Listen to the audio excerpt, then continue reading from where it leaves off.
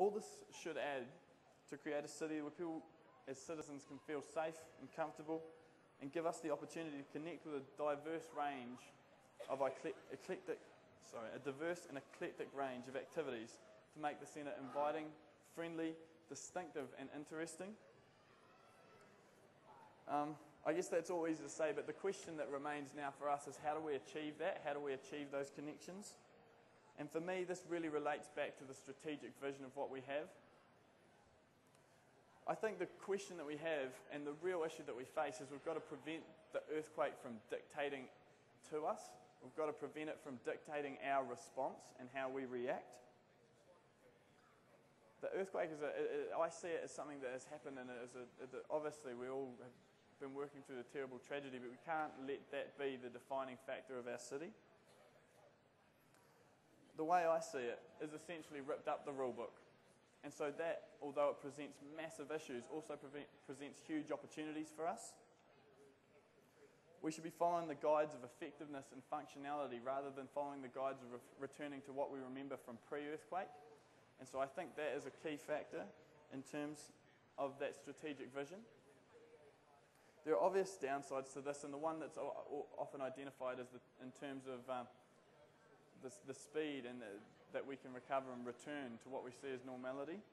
And that's huge because that is an element of certainty that we need as a people. But the thing we've got to avoid is letting that desire for certainty influence us to being tied to the past and tied to options that perhaps aren't the best for us and tied to developments that won't progress us as a modern city. If we look to international examples, the likes of Kobe earthquake in Japan, where they identified that probably the strongest influence among the citizens there was a desire to return to what they recalled as most normal before the earthquake, which in some cases isn't possible, and in some cases perhaps in long-term views isn't the best result for everyone. And that desire is totally understandable, though we all know that being in unfamiliar and awkward situations is not something that anyone would want. And the prime example that jumps to mind is Portaloos, and no one enjoys them anymore. But the thing is, in Kobe, they did well to counter that through a strategic long-term view. So they had that vision there that they communicated and that the citizens were engaged with. And it created the ability to create a city that was future-looking as well. And in terms of my perspective, a lot of people say to me, we should have the youth input because it will be, the city that's rebuilt will be your city. But I don't feel that way. I think we've got to look even longer than that. I'm thinking in terms of my children and their grandkids, because that's what the focus that I think we need to have to build a really future-looking city in terms of our planning. And maybe it is the naivety and impracticality of relative youth, and I'm sure there are I know there are much wiser heads here than me, but I sometimes feel like the number 8 wire ethos, the sort of Kiwi practicality that is so useful for us in so many situations, and that get out there and get it done attitude, often means that we get a little bit ahead of ourselves and we're not really sure of the strategic plan that we are following.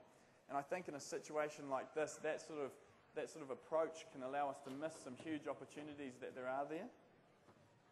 And I don't mean this so much as a criticism, more as a call for all of us to guide our leaders in what it is that our desire is and what it is that we want to see in the future moving forward. And that sort of leads me to my last point, which incidentally is the same as my first point, which is that importance of us as citizens here in Christchurch to be engaged, to be self-directed and contribute our own vision of the city and what we want to see, what we remember, what was important to us and what caused us to engage in that as the heart of our community. Because out of this, as I said, there does arise opportunities. In the midst of this disaster, which is undoubtedly one of the worst natural disasters to be faced by this city or by our country, there is the opportunity to carve out the monuments that future generations will carry with them as their memory of Christchurch and their vision of what this city is. And this is both a burden and a privilege for us and for the people who are here now, the people who live here. But it's our duty, I feel, to focus on providing something that's out of the ordinary and that is unique to us as people from Christchurch and as Cantabrians. And this involves creating something uniquely Cantabrian, something for now, and something for hundreds of years to come. And so I think that connection is really important, and I just congratulate you on all coming here, and I think we really need to keep working forward to help rebuild the city. And so that's my vision of Christchurch, so thanks for listening.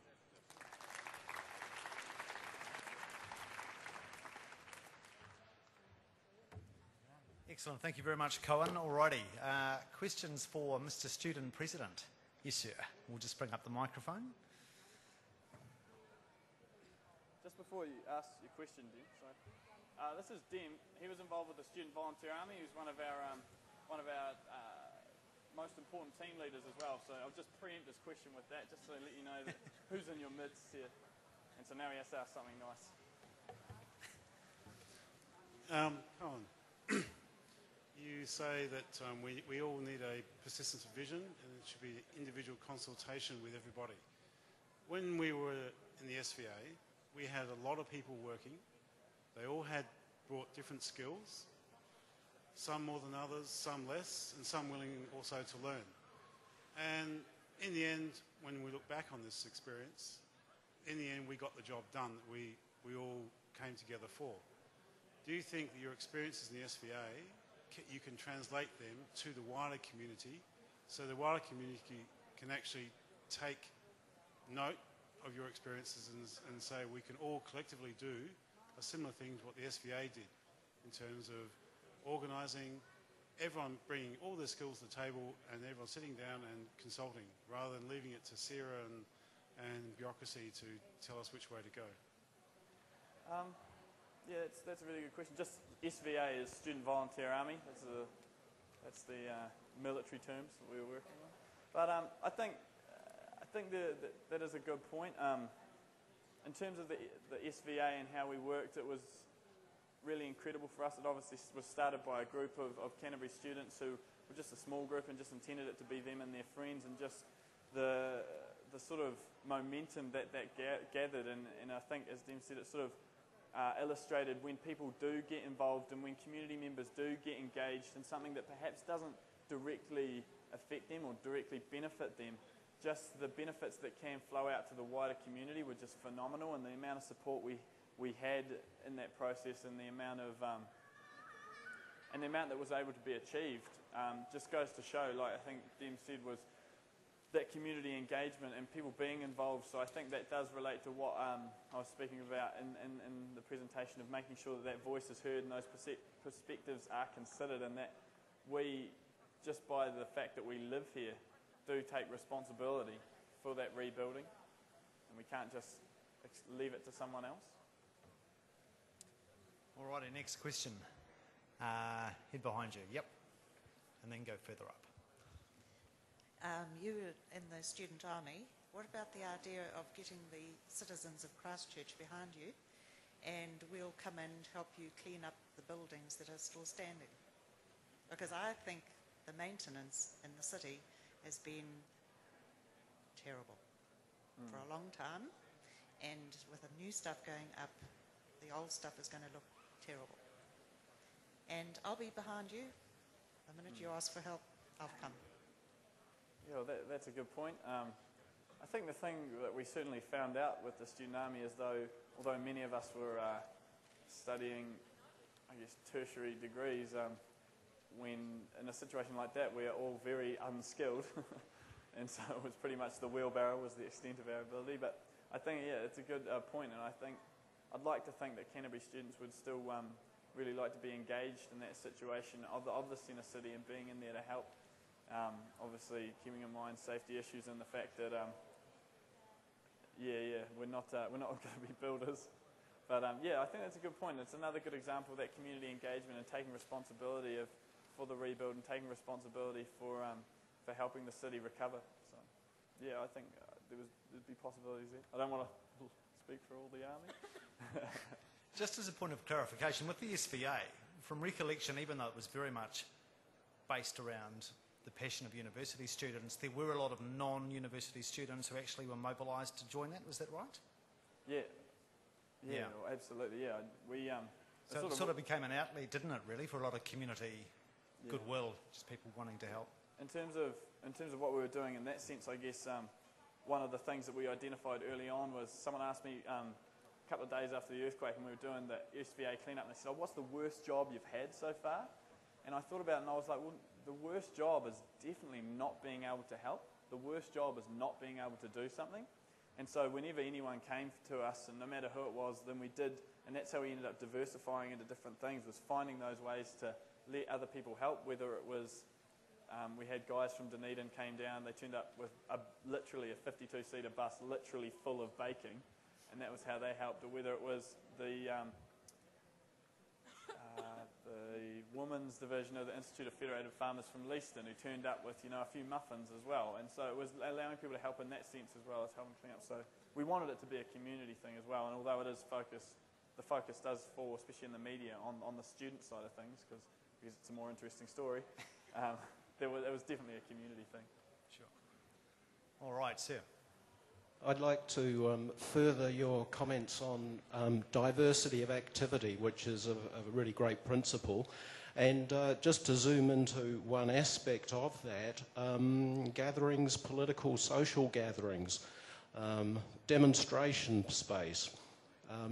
A demo out at the Riccarton Mall might be too much of a clash of civilisations. So there is something kind of unique about a good public space in the city. Those of us who've been following events in the Middle East could well think a few demos for some more social justice and democracy here would be a good idea. You got any ideas for enhancing the political awareness aspect of the central city? Yeah, I guess in that sense, it's definitely you want to provide a centre city that gives the opportunity for all people to sort of engage in that sense and express their views there. So I think, that's really important and agree with that principle. On the other hand, if you're asking me to organise something for like this week, I'm pretty busy. So. It's sort of a second definition of rise up, really, isn't it?